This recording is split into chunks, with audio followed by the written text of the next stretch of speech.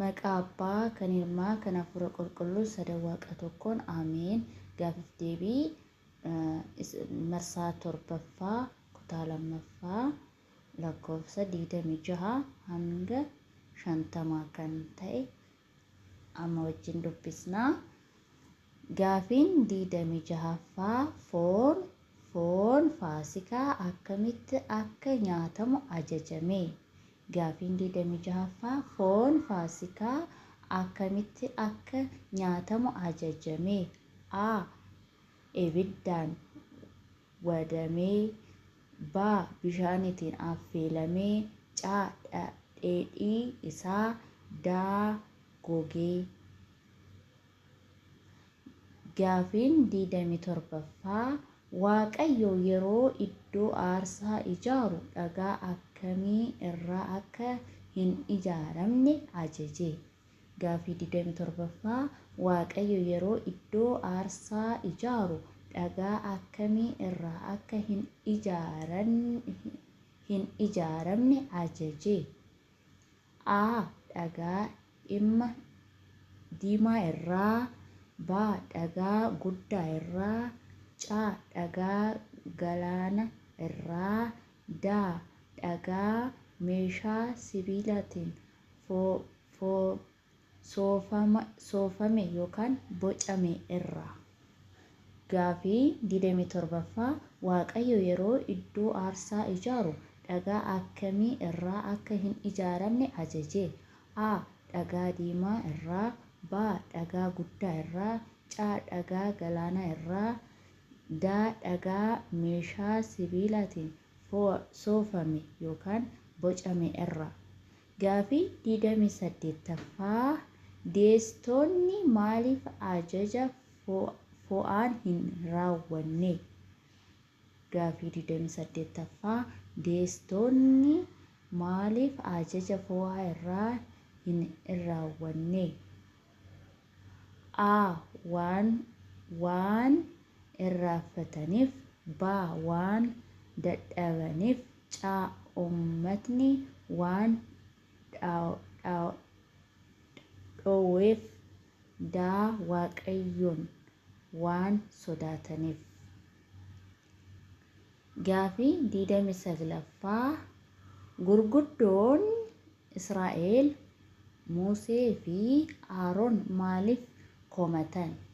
Gaaffii 29ffaa Gurguddoonni Israa'el Musee fi Aroon maaliif komatan. A. Waan isaan hin geessisneef. B. Waan hin kadhanneef. C. Fara'oon duratti akka nuti xiraa'u waan gochitaniif. D. Kennaa waan hin kennineef. Gaaffii 30ffaa Mucicha yookiin Musee lagatti kan baafate eenyu. Mucicha yookaan Musee lagatti kan baafate eenyu. A. Haadha manaa Fara'oon. B. Intala Fara'oon. C. Obboleettii Fara'oon. D. Tajaajiltuu Gibxi. Gaaffii 31ffaa Museen fi Sibiroon ilma jalqaba dhalachaan eenyu jedhu. Museen fi Siporaan ilmaan jalqaba dhalchan eenyu jedhu. A. Geershoom. B. Alaazariyaas. C. Aroon. D. Iyyaasuu. Gaaffii 32ffaa Amalaqeen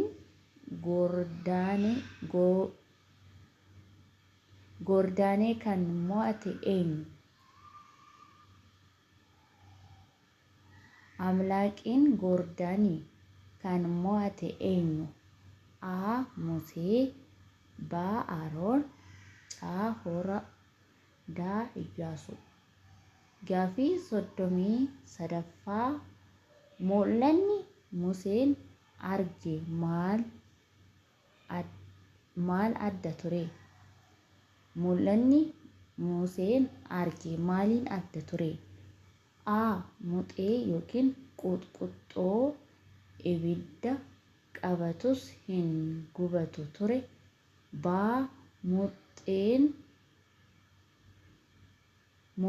Muxeen sun hin dubbate ture.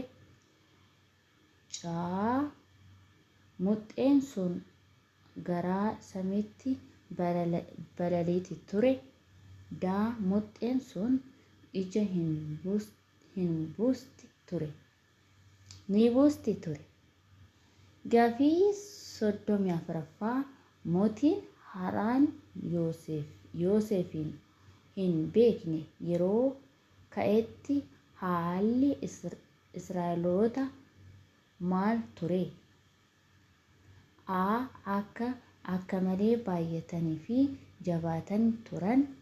B. Xiqqoo turan. C. Dhukkubsatanii turan. D. Baqatanii turan. Gaafii 35ffaa Israa'eloonni yeroo Fara'oon isaan hordofu argan Museedhaan maal jedhan? A. Ni mo'an. B. haa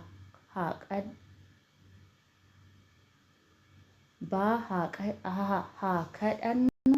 C. Biyya Gibxii keessatti iddoon awwaala dhabamte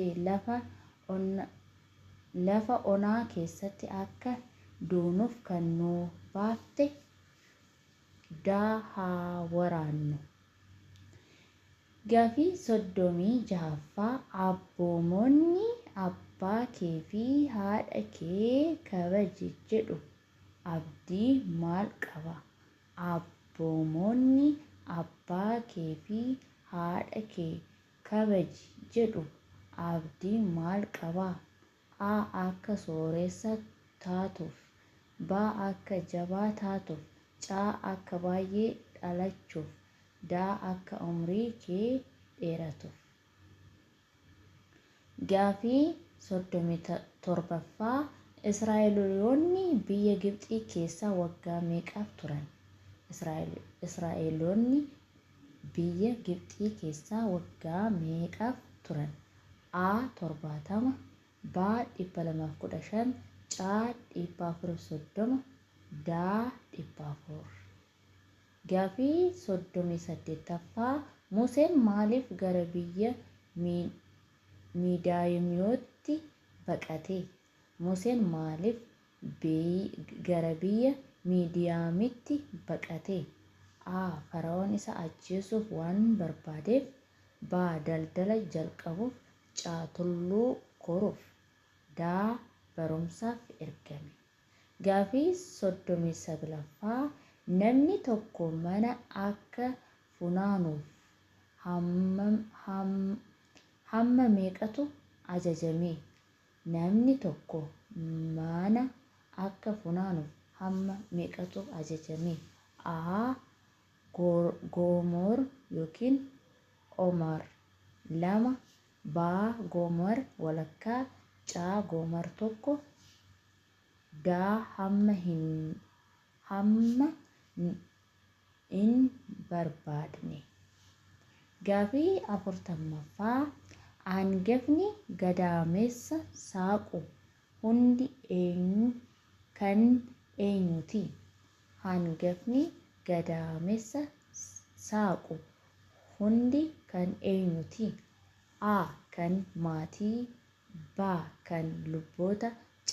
Kan Waaqayyo. D. Kan mooticha. Gaafii 41ffaa Yootor Museedhaaf gorsa maalii kenne? Yootor Museedhaaf gorsa maalii kenne? A. Hunda isaa qofa kee hojjedhu. B. Hojicha dhiisi. C. Gara Gibxii deebi'i. D. Namoota dandeettii qaban filadhu. Dhimmoota xixinnoo isaan haa murteessan. Gaafii 42ffaa haati Musee mucicha maal keessa laga qarqara keessa. Maatii Musee mucicha maal keessa laga qarqara keessa? A.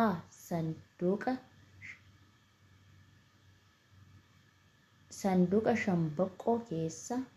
B. Sanduuqa warqee keessa. C. Korojoo gogaa keessa. D. Sanduuqa sibiila keessa. Gaafii 43ffaa Museen ulee harka isaa irra jirtu lafti yeroo darbu maaltu ta'e? A. Bofa. B. Midhaan. C. Warqii. D. Bishaan. Gaafii 44ffaa Israa'eloonni erga Gibxii bahan ji'a meeqaffaatti lafa onaa isaaniitti dhufan? Israa'eloonni erga Gibxii bahan ji'a meeqaffaatti lafa onaa isaaniitti dhufan? A. Ji'a jalqabaatti. B. Ji'a lammaffaatti. C. Ji'a sadaffaatti. D. Ji'a afuraffaatti. Gaafii 45ffaa Waaqayyo Israa'eloonni saba hundumaa keessaa kan kooti akka ta'aniif maal akka godhan gaafate? Waaqayyo Israa'eloonni saba hundumaa keessaa kan kooti akka ta'aniif maal akka godhan gaafate? A. Waraana akka mo'an. B. Aarsaa yeroo dhiyeessan. C. Baay'ee yoo dhalan. D. Sagalee koo yoo dhageessanii fi kakuu koo yoo eegdan. Gaafii 46ffaa Waaqayyo goota waraanaatti maqaan isaas Waaqayyoodha kan jedhu eessatti argama? Waaqayyo goota waraanaati maqaan isaas Waaqayyoodha kan jedhu eessatti argama? A. Abboomii 4 keessatti. B. Dubbii Fara'oon keessatti. C.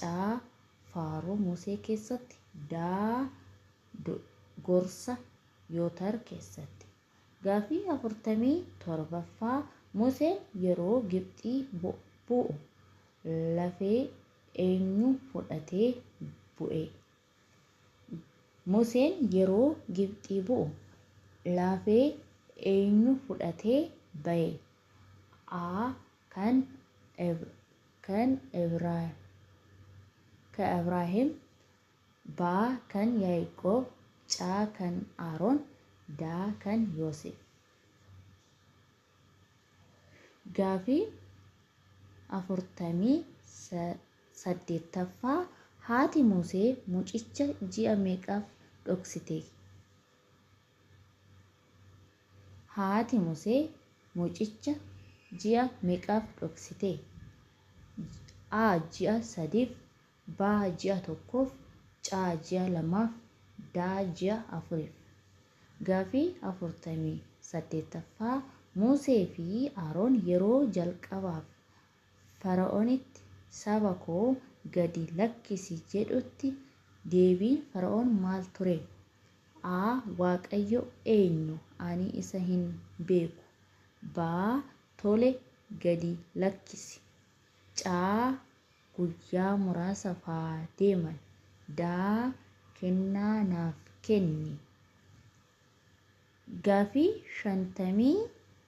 50ffaan isa dhumaan Waaqayyo galgala foon maal isaaniif kenne? Waaqayyo galgala foon maali isaaniif kenne? A. Simbirroo guchii. B. Foon qotiyyoo. C. Foon hoolaa. D. Qurxummii. Gaafiin 26 kaasee hanga 50 kana fakkaata. Waaqayyo nu haa gargaaru. Sirriitti hojjedhaa.